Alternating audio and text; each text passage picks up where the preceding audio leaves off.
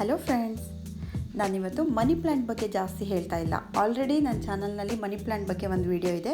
ಇವತ್ತು ನಾನು ಮನಿ ಪ್ಲ್ಯಾಂಟಿಗೆ ಸಪೋರ್ಟಿವ್ ಆಗಿ ಒಂದು ಸ್ಟಿಕ್ ಇಡ್ತೀವಲ್ಲ, ಅದನ್ನು ಹೇಗೆ ಮಾಡ್ಕೊಳ್ಳೋದು ಅನ್ನೋದನ್ನ ತೋರಿಸ್ತೀನಿ.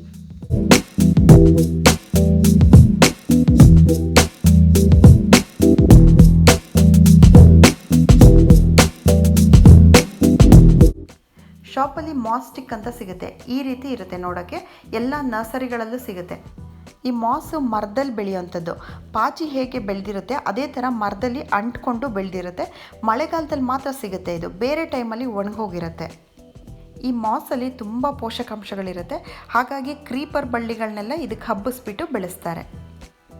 ನಾನಿವತ್ತು ತೆಂಗಿನ ನಾರಲ್ಲಿ ಮಾಡಿರೋ ಅಂಥ ಕಾಯಿರ್ ಸ್ಟಿಕ್ ಅಂತ ಸಿಗುತ್ತೆ, ಅದನ್ನು ಮನೆಯಲ್ಲೇ ಹೇಗೆ ಮಾಡ್ಬೋದು ಅನ್ನೋದನ್ನು ತೋರಿಸ್ತೀನಿ. ಫಸ್ಟ್ ನಾನು ಒಂದು ಚೀಲ ತೊಗೊಂಡಿದ್ದೀನಿ. ಇದು ಈರುಳ್ಳಿಯಲ್ಲಿ ಬರೋ ಅಂಥದ್ದು. ಈ ಚೀಲ ಪೂರ್ತಿ ನೆಟ್ ಥರ ಇರೋದ್ರಿಂದ ಬಳ್ಳಿಗಳಿಗೆ ಒಂದು ಗ್ರಿಪ್ ಸಿಗುತ್ತೆ ಹಿಡ್ಕೊಳ್ಳೋಕ್ಕೆ. ಜೊತೆಗೆ ಒಳಗಡೆ ನಾರಿನಲ್ಲಿರೋ ಪೋಷಕಾಂಶಗಳೆಲ್ಲ ಬಳ್ಳಿಗೆ ಸಿಗುತ್ತೆ. ಇದನ್ನು ಇವಾಗ ಕಟ್ ಮಾಡಿಬಿಟ್ಟು 2 ಪೀಸ್ ಮಾಡ್ಕೊಳ್ತೀನಿ. ಇದರಲ್ಲಿ 1 ಪೀಸ್ನ ನೆಲದ ಮೇಲೆ ಹಾಸ್ಕೋಬೇಕು.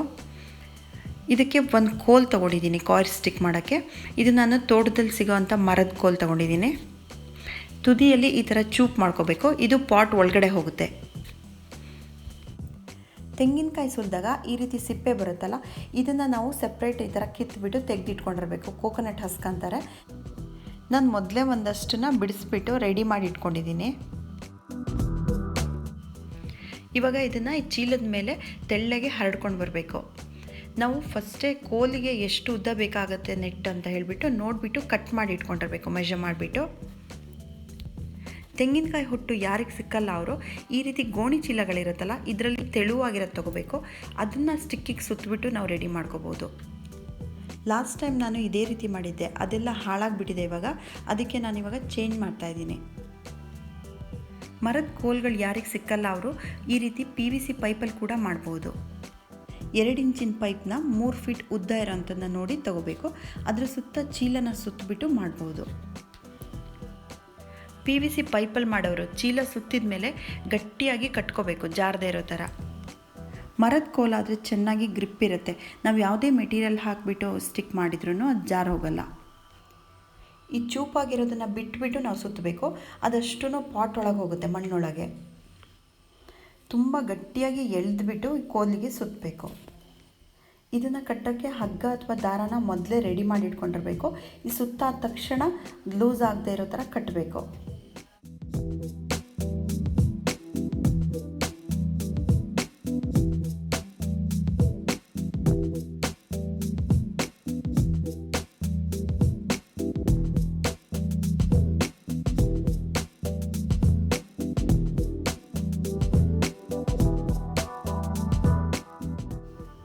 ಈ ರೀತಿ ಟ್ವೈನ್ ದಾರದಲ್ಲಿ ಕೂಡ ಕಟ್ಬಹುದು.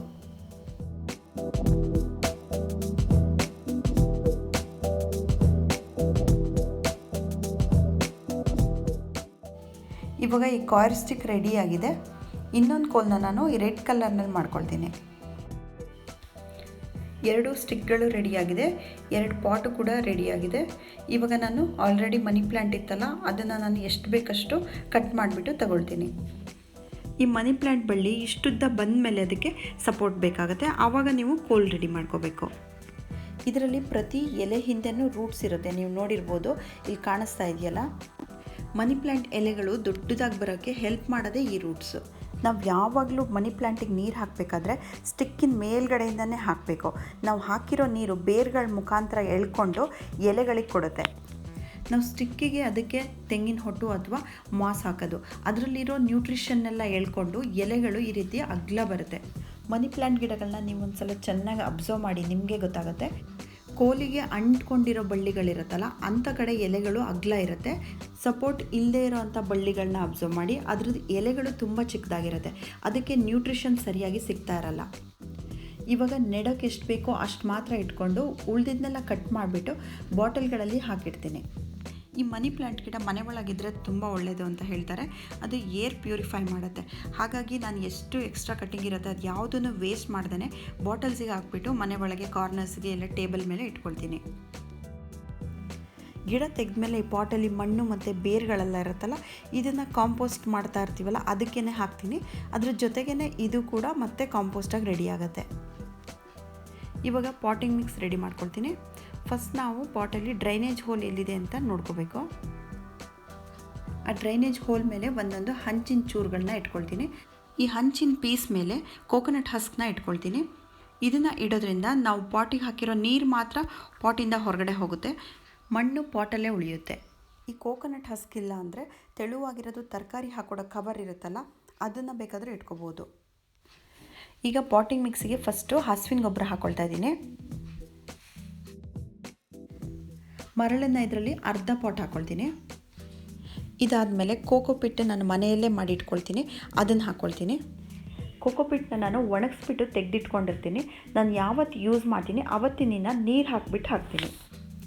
ಲಾಸ್ಟಲ್ಲಿ ಮಣ್ಣು ಹಾಕಿಬಿಟ್ಟು ಚೆನ್ನಾಗಿ ಮಿಕ್ಸ್ ಮಾಡ್ಕೊಳ್ತೀನಿ. ಈ ಮನಿ ಪ್ಲ್ಯಾಂಟಿಗೆ ಯಾವುದೇ ಥರ ಮಣ್ಣಲ್ಲಿ ಹಾಕಿದ್ರೂ ಚೆನ್ನಾಗಿ ಬರುತ್ತೆ. ಕಾಂಪೋಸ್ಟ್ ಕೂಡ ಅಷ್ಟೇ, ನನ್ನ ಹತ್ರ ಇವಾಗ ಕೋಕೋಪಿಟ್ಟು ಹಸುವಿನ ಗೊಬ್ಬರ ಇರೋದನ್ನು ಹಾಕ್ಕೊಂಡಿದ್ದೀನಿ. ನಿಮಗೆ ಯಾವ್ದು ಅವೈಲೇಬಲ್ ಇರುತ್ತೆ ಅದನ್ನು ಹಾಕೋಬೋದು. ಈ ಸ್ಟಿಕ್ನ ಪಾಟಿನ ಮಧ್ಯಕ್ಕೆ ಗಟ್ಟಿಯಾಗಿ ಕುತ್ಕೊಳ್ಳೋ ಹಾಗೆ ಕೂರಿಸ್ಬಿಟ್ಟು ಇದ್ರ ಸುತ್ತ ನಾವು ಬಳ್ಳಿಗಳನ್ನ ನೆಡಬೇಕು. ಗಿಡನ ನೆಟ್ಬಿಟ್ಟು ಕೆಳಗೆ ಬಿದ್ದಿರೋ ಬಳ್ಳಿನೆಲ್ಲ ಈ ಕೋಲಿಗೆ ಸುತ್ತಬೇಕು. ನೀವು ಸ್ಟ್ರೈಟ್ ಆದರೂ ಹಬ್ಬಿಸಿ, ಇಲ್ಲ ರೋಲ್ ಆದರೂ ಮಾಡ್ಬೋದು. ಟ್ವೈನಿಂದ ಅಥವಾ ಬೇರೆ ಯಾವುದಾದ್ರೂ ಹಗ್ಗದಿಂದ ಕಟ್ಕೊಳ್ತಾ ಇರಬೇಕು. ಬಳ್ಳಿ ಕೆಳಗಡೆ ಬೀಳಬಾರ್ದು. ಆಮೇಲೆ ಅದರದ್ದು ರೂಟ್ಸು ಕೂಡ ಕಟ್ಟಾಗಬಾರ್ದು, ಹುಷಾರಾಗಿ ಕಟ್ಕೋಬೇಕು. ನಿಮಗೆ ಒಂದೇ ಸಲ ಮನಿ ಪ್ಲ್ಯಾಂಟ್ ಗಿಡ ಬುಷಿಯಾಗಿ ಕಾಣಿಸ್ಬೇಕು ಅಂತಂದರೆ ಒಂದು ಸ್ಟಿಕ್ಕಿಗೆ 3-4 ಗಿಡಗಳನ್ನಾದರೂ ನೆಡಬೇಕು. ನಾನು ಇದರಲ್ಲಿ 4 ಕಟ್ಟಿಂಗ್ಸ್ನ ನೆಟ್ಟಿದ್ದೀನಿ.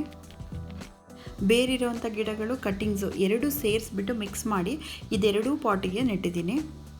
ಕಟ್ಟಿಂಗ್ ಮಾಡ್ಕೋಬೇಕಾದ್ರೆ 2 ಗೆಣ್ಗಳ ಮಧ್ಯ ಕಟ್ ಮಾಡಬೇಕು, ನೋಡ್ಸ್ ಅಂತ ಹೇಳ್ತಾರೆ. ಆ ನೋಡ್ಸಿಂದನೇ ಬೇರ್ಗಳು ಬರೋದು.